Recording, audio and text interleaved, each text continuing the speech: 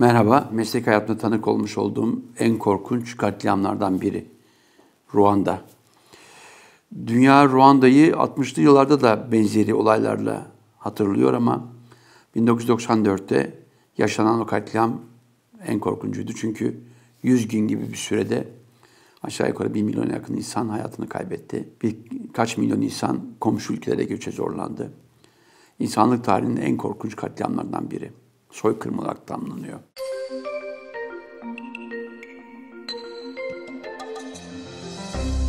Bu katliam tabii ki gariptir. Aynı dili konuşmalarına rağmen, aynı inanınca sahip olmalarına rağmen birileri Hutu, diğerleri Tutsi diye tanımlanan, bölünen, ayrıştırılan, ötekileştirilen iki toplum arasında oluyor. Katliamın nedeni bugün halen araştırma konusu. Hatta başka ülkelerin gizli servislerinin vermiş olduğu bir emirle bir devlet başkanının uçağının düşürülmesiyle başladığı rivayet edilir.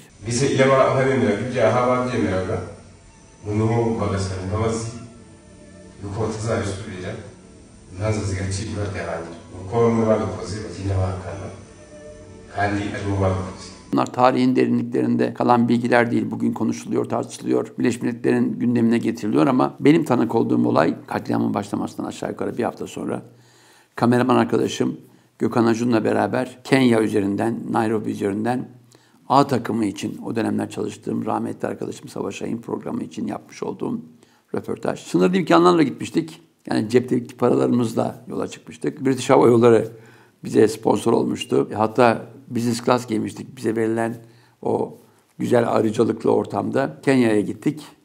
Orada araç bekledik. Çünkü bize bir araç taahhüdünde bulunmuştu. Çok sevgili bir turizmci dostumuz ama o araç gelmedi. Bayağı otobüslerle önce Tanzanya'ya geçtik. Oradan Ruanda'ya geçtik. Yol boyunca başımıza gelenler, geçtiğimiz bölgeler ayrı bir hikaye konusu. Eğer görüntülerini bulursak bir gün onları da yayınlarım ama biz Ruanda'ya vardığımızda dünyaca ünlü gazeteciler, James Netchway dahil olmak üzere, Luc Delay gibi gazeteci arkadaşlarımız da oradaydı. Tanzanya'dan geçtik. Gerçekten bir hafta kadar sürdü yolculuk ama bunun 3-4 günü o topraklarda geçtiğinde gördüğümüz, yaşadıklarımız korkunçtu. Örneğin birkaç bölgeye götürdüler bizi.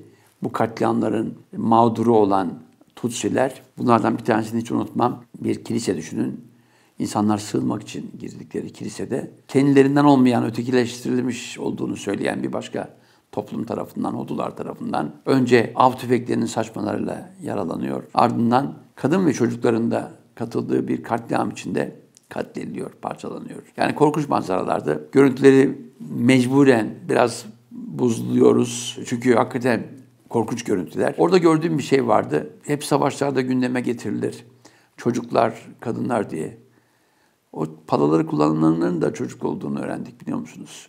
Çünkü yıllar sonra bu katliamla ilgili uluslararası mahkemeler kurulduğunda katliamlarda büyüklerin onayıyla, onların yol gösterisiyle, onların açtığı ilk ateşlerden sonra kadınların ve çocukların bu katliamı gerçekleştirmesi. Ruanda'da biz 3 gün kaldık. Kigali yakınlarına kadar gittik. Değişik bölgelerde toplu katliamların yapıldığı alanlarda gördük. Çevredeki bütün binalar birer katliam, birer soykırım abidesi gibi.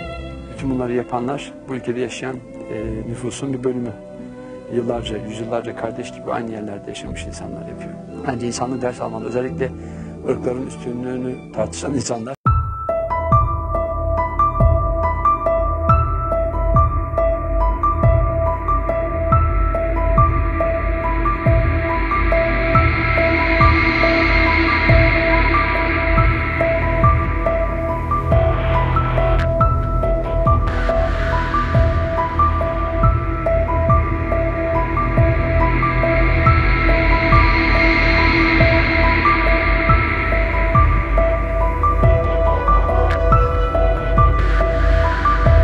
Bir de böyle yığınlarca palalarla karşılaştık. Gariptir. Maçet denilen bu palalar normalde tropikal ülkelerde şeker kamışı kesiminde kullanılıyor ama katliamdan aylar önce bunlar Çin'den ithal edilmiş. Yani düşünebiliyor musunuz hazırlığını? Çin'den milyonlarca pala ithal etmiş bazı güçler. O güçlerin kim olduğu bugün halen tartışılıyor. Ama bilinen bir olay. Bugün Afrika'nın İsviçre'si diye tanımlanan Ruanda'da 1994'te bizim o yaşadığımız katliam ve onu izleyen yıllarda yapmış olduğum diğer belgesellerde gördüklerim. Yani biz Ruanda olayını birkaç yıl boyunca ayrı belgesellerde de izledik. Hatta bir keresinde kameraman arkadaşım Fatih Kanır'la gidip o cesetlerin ne olduğunu, çünkü gördüğümüz cesetler korkunçtu, onların nasıl bir insanlık müzesine dönüştürülecek malzemeye dönüştürmesine tanık olduk. Yani bir köy düşünün, öldürülmüş yüzlerce, binlerce insanın kemikleri onların yakınları tarafından bir müzede sergilenmek üzere toplanıyor. Bu henüz girilmemiş, temizlenmemiş bölümler kapıları ya kapatılıyor ya da böyle çinkolarla örtülüyor. Çünkü çevrede yaşayan vahşi hayvanlar, özellikle köpekler falan cesetleri tekrar yiyebilirler. Zaten büyük bölümü yenmiş durumda. Gerçekten insanlık tarihinin en acı tablolarından biri burada.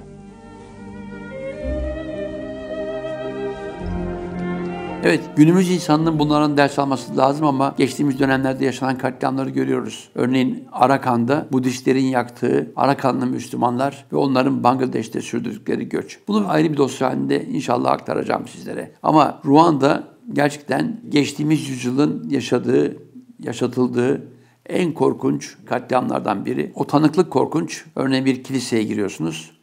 Dışarıdaki cesetler kurumuş, iskelet. İnanılmaz yani, bir çocuk görüyorsunuz elinde kitaplarıyla. Öte yanı başında ailesinden bazı fertler. Ama o güneş görmeyen binanın içinde gördüklerim korkunçtu. İnanır mısınız? Yaklaşıp fotoğraf çekemedim. Yani o durumu anlatamam. Yüz ifademden belli oluyor. Tüyler ürpertici bir tablo. Şimdiye kadar meslek hayatımda böyle bir şey görmedim. Yüzlerce çocuk, kadın çocuk boğazlanmış. O güne ilişkin çok görüntü yok elimde. Sadece birkaç saniyelik görüntü var ama ne halde olduğumu gösteriyor. Üstelik oradan ayrıldıktan sonra o cesetlerden bize, giysilerimize bulaşan böcekleri hani anlatma imkanım yok.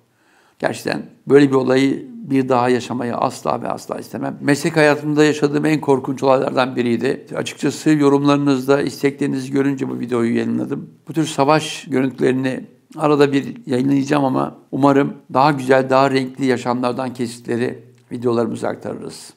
Hoşça kalın.